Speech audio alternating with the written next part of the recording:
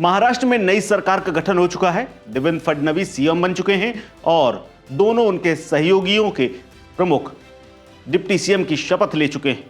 CM पद के लिए एक मत होने के बाद गृह विभाग को लेकर अभी भी महायुति के अंदर जो महाभारत छिड़ी हुई है, उसकी वजह से न सिर्फ मंत्रियों की शपथ बाकी है, बल्कि मंत्रालयों में भी अभी तक कामकाज नहीं शुरू हो पाया है।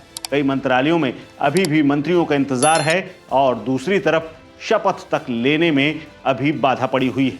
शिवसेना कई बार यह कह चुकी है कि उसे गृह विभाग चाहिए, लेकिन बीजेपी है कि एक बार भी इस बात पर विचार करने तक को तैयार नहीं है। यहीं पर मंत्रिमंडल के विस्तार का भी पेच फंसा हुआ है। कहा जा रहा है कि सबसे ज्यादा विवाद गृह मंत्रालय को लेकर के है, क्योंकि एकनाथ शिंदे गृह विभाग पर अड़े हुए हैं। वहीं बीजेपी ने साफ साफ कह दिया है कि गृह मंत्रालय पर कोई समझौता वो नहीं करेगी। बीजेपी उन्हें राजस्व, शहरी विकास और लोक निर्माण विभाग के विकल्प दे चुकी है और कहा है कि इन विभागों में कोई चुन लें। लेकिन दूसरी ओर चर्चा यह है कि गृह मंत्रालय छोड़ने के एवज में एकनाथ शिंदे ने एक नई शर्त रख दी है। कैबिनेट में मंत्रियों की संख्या बढ़ाने को लेकर के उन्होंने अपनी बात कही है, जिस पर भी बीजेपी राजी नहीं है। यानी ना तो गृह मंत्रालय देने को और ना ही मंत्रियों की संख्या बढ़ाने को बीजेपी राजी है। ऐसे में देवेंद्र फडणवीस का पहला विधानसभा का सत्र भी खत्म हो गया है, लेकिन फिर भी कैबिनेट का विस्तार टंगा हुआ है। 5 दिसंबर को देवेंद्र फडणवीस ने प्रधानमंत्री नरेंद्र मोदी की मौजूदगी में मुंबई के आजाद मैदान में मुख्यमंत्री पद की शपथ ली। एकनाथ शिंदे और अजित पवार भी उनके साथ ही उप मुख्यमंत्री बन गए, लेकिन तमाम लोग अभी भी मिनिस्टर बनने के लिए वेटिंग में खड़े हैं। कई कैबिनेट मंत्री बनाए जाने हैं और कई लोगों का पत्ता साफ होना है, यानी पहले के मंत्रियों का कई का नाम इस लिस्ट में गायब हो सकता है। लेकिन फिर भी कैबिनेट मंत्री न बनने से विभागों का भी बंटवारा और उस पर भी फैसला अटका हुआ है। सूत्र कह रहे हैं कि महायुति में यह डिसाइड हो चुका है कि शिंदे शिवसेना, बीजेपी और अजीत पवार की एनसीपी में कितने कितने मंत्री होंगे। अब बीजेपी इन संख्या में कोई बदलाव नहीं करना चाहती, लेकिन एकनाथ शिंदे हैं कि अब इस बात पर अड़ गए हैं कि अगर उन्हें गृह विभाग नहीं दिया जाता तो फिर उनकी पार्टी के मंत्रियों की संख्या बढ़ाई जाए। इस पर भी बात बनती हुई नजर नहीं आ रही है। ऐसे में एकनाथ शिंदे नाखुश बताए जा रहे हैं। देवेंद्र फडणवीस ने हालांकि मीडिया में जाकर के ऐलान कर दिया है कि कैबिनेट विस्तार 16 दिसंबर को नागपुर में शुरू होने वाले शीतकालीन सत्र से पहले हो जाएगा।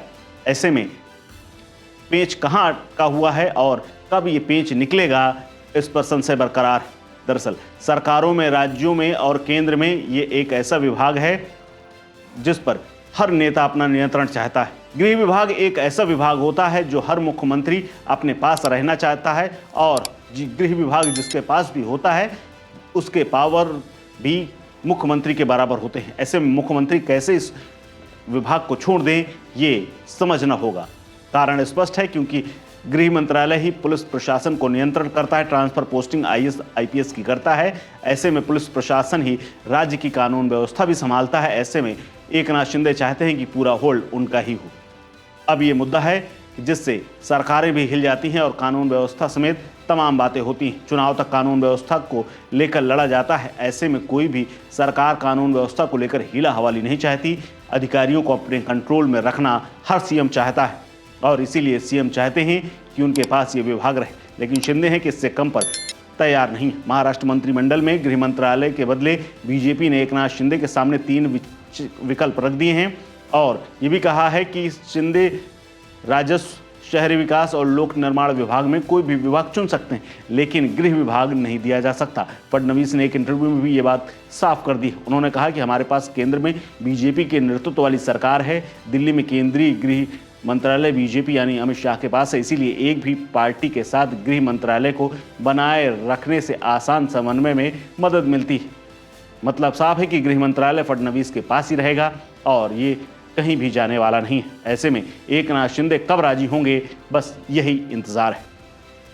इस खबर में फिलहाल इतना ही। अपडेट्स के लिए बने रहिए वन इंडिया हिंदी के साथ। नमस्कार।